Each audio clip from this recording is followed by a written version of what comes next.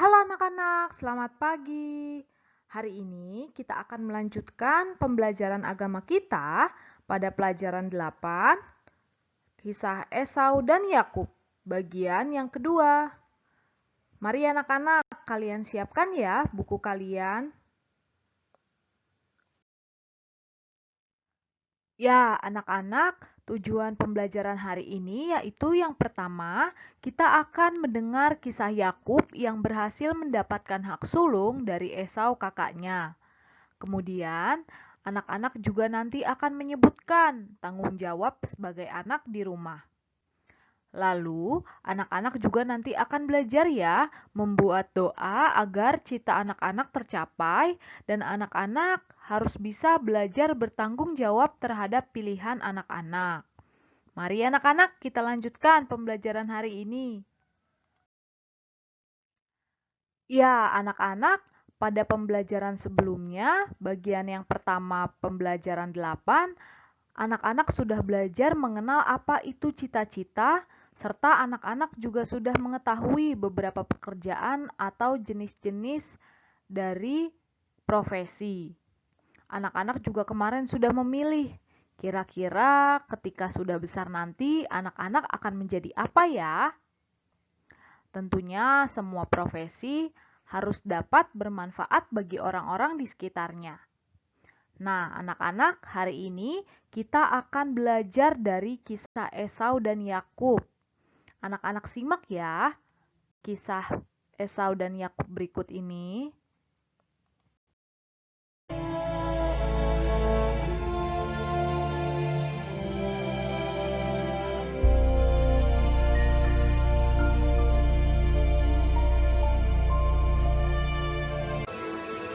Abraham mencapai umur 175 tahun, lalu ia meninggal.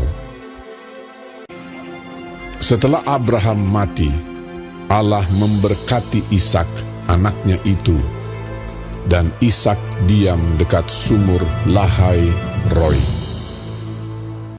Dan Ishak berumur 40 tahun ketika Ribka, anak Betuel, saudara perempuan Laban, orang Aram itu, diambilnya menjadi istrinya.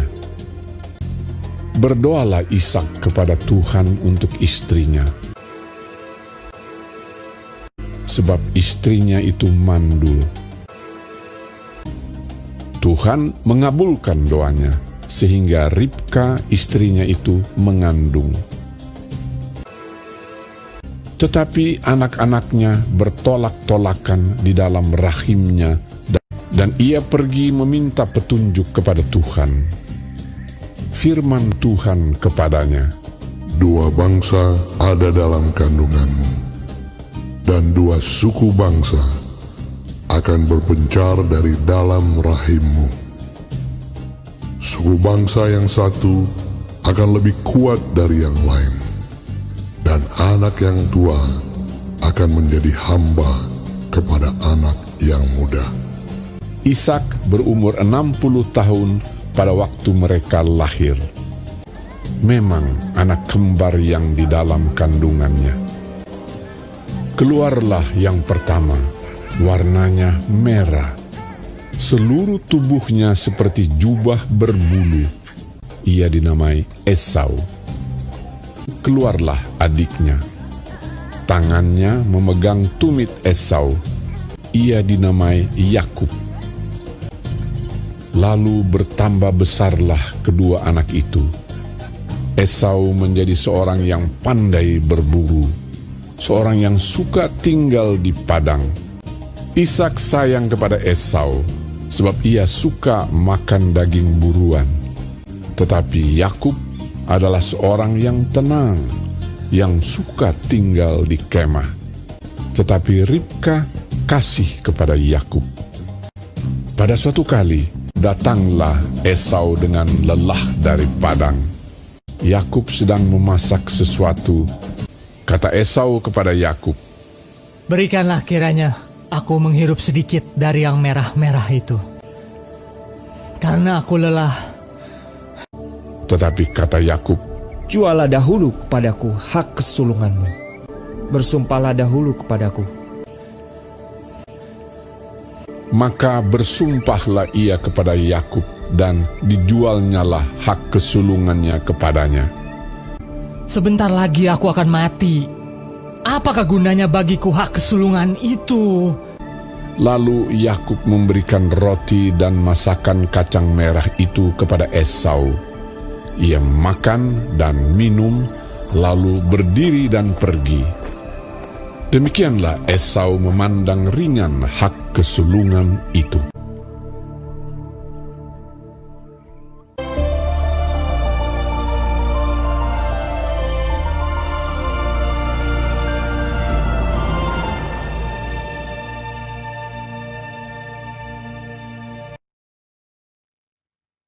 Ya, anak-anak, tadi kalian sudah menyimak video kisah tentang Esau dan Yakub. Nah, anak-anak agar dapat lebih memahaminya kembali, boleh membaca di halaman 94 sampai dengan 95 buku agama kalian. Berdasarkan kisah yang tadi kita dengar, kita melihat bahwa Esau kurang bertanggung jawab terhadap haknya. Esau lebih memilih hal yang gampang dan tidak memikirkan akibatnya di kemudian hari. Dia rela menjual hak sulungannya kepada adiknya Yakub, ditukar dengan sepiring bubur kacang merah. Sementara Yakub adalah anak yang cerdik. Ia memanfaatkan apa yang ia miliki. Yakub tentunya memikirkan masa depan. Karena itu, Yakub lebih mementingkan hak anak sulung daripada bubur kacang merah yang ia punya. Anak-anak sudah tahu belum apa itu hak sulung?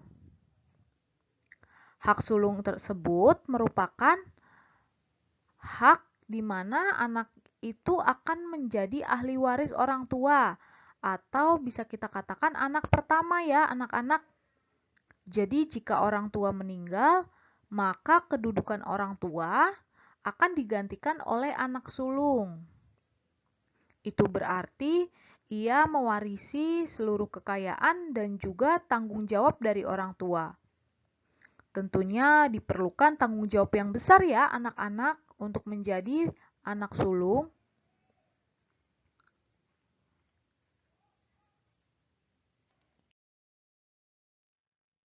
Ya, anak-anak, berdasarkan kisah Esau dan Yakub tadi, kita melihat bahwa kita harus dapat berpikir ke depan. Jadi, kita harus dapat menentukan apa saja yang harus kita lakukan di hari ini, di hari esok, agar kita bisa bertanggung jawab dengan apa yang kita lakukan. Nah, coba sekarang anak-anak buka buku kalian di halaman 95. Di sana terdapat tabel dan juga pilihan-pilihan yang harus kalian pilih beserta alasannya. Ada buku pelajaran, buku cerita, sampai kegiatan belajar. Nah, anak-anak coba kita bahas satu-satu ya. Yang pertama, buku pelajaran. Kira-kira buku pelajaran tersebut akan bermanfaat untuk kita tidak ya?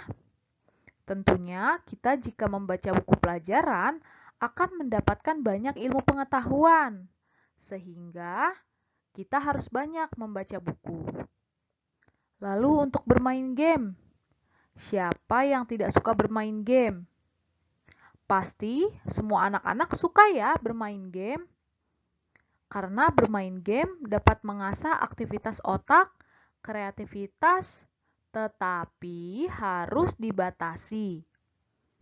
Karena bermain game terlalu lama juga akan membuat kita menjadi malas atau berdampak buruk ya terhadap kreativitas kita. Anak-anak boleh bermain game, tetapi tidak terlalu sering. Harus mau dibatasi oleh orang tua. Kemudian buku cerita. Kegiatan membaca buku cerita ini juga tentunya berdampak baik ya, karena menambah wawasan atau kosakata, juga menambah ilmu. Kemudian kegiatan belajar. Kegiatan belajar akan memperdalam materi pembelajaran, jadi anak-anak akan semakin paham. Anak-anak tidak boleh belajar hanya jika ingin mau ulangan atau ingin penilaian harian, tetapi anak-anak harus belajar setiap hari sedikit-sedikit. Lalu mengerjakan PR. Anak-anak juga pasti sudah sering kan mengerjakan PR secara mandiri. Nah, kegiatan ini sangat baik dilakukan, karena dengan mengerjakan PR, kita juga akan menjadi terlatih ya. Kita berlatih untuk bertanggung jawab atas tugas yang diberikan oleh Bapak Ibu guru kita. Lalu menonton televisi. Pasti anak-anak juga suka ya menonton televisi di rumah. Tetapi menonton televisi ini juga harus dibatasi ya anak-anak. Walaupun banyak tayangan-tayangan yang bermanfaat, tetapi anak-anak harus bisa membagi waktu antara belajar, bermain game, dan menonton televisi. Anak-anak harus bisa bertanggung jawab ketika melakukan kegiatan-kegiatan yang anak-anak lakukan. Ya, anak-anak, berdasarkan kisah Esau dan Yakub tadi, kita dapat meneladani ya bagaimana Yakub berpikir tentang masa depan. Ia tidak hanya memikirkan saat itu juga, tetapi ia memikirkan hal-hal yang penting untuk masa depannya. Nah, anak-anak berpikir masa depan berarti mempunyai cita-cita. Kemarin anak-anak sudah menuliskan cita-cita yang anak-anak inginkan. Semoga apapun yang anak-anak cita-citakan dapat terwujud ya. Nah, kira-kira untuk mencapai cita-cita dapat dilakukan dengan apa ya anak-anak? Ya, tentunya anak-anak harus rajin belajar, kemudian rajin bekerja, dan tidak lupa untuk rajin berdoa. Anak-anak harus memohon kepada Tuhan agar segala usaha anak-anak, kegiatan anak-anak selalu diberkati Tuhan dalam mencapai cita-cita yang anak-anak inginkan. Anak-anak nanti buatlah doa pada kolom di halaman 96 buku agama kalian. Anak-anak mintalah kepada Tuhan agar anak-anak dapat bertanggung jawab atas pilihan anak-anak dan juga anak-anak dapat mencapai cita-cita kalian. Tugas doa ini tidak perlu anak-anak kumpulkan, tetapi anak-anak tulis, kemudian saat malam anak-anak sebelum tidur, anak-anak doakan ya. Anak-anak boleh mengajak mama papa atau siapapun yang mendampingi kalian belajar untuk mendoakan doa tersebut. Untuk penilaian hari ini, nanti anak-anak mengerjakan di Google Form ya anak-anak. Selamat mengerjakan anak-anak. Ya, anak-anak, pembelajaran kita hari ini sudah selesai. Semoga anak-anak senantiasa dapat berusaha untuk mencapai cita-cita anak-anak. Terima kasih sudah belajar bersama. Sampai jumpa di pertemuan selanjutnya. Tuhan memberkati.